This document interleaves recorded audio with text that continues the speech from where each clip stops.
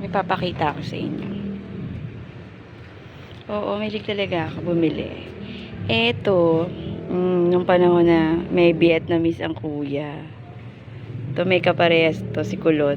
Parehas kami, binili ko sa kanya. Eto nung nag-arcade kami ni Baklang James. Eto, bigay to ni Tita Orsini. Benta ni Third. Third, binenta mo sa akin, 150. Ito yung mga old maxi pa. Murahita ko lang nabili yan sa ukay-ukay. At ito, pang Halloween.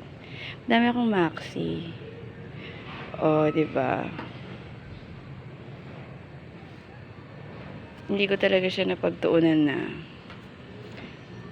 Kaya, sabi ni Karina, pagtuunan ko na. Ayan. Diyan umiikot ang mundo ko.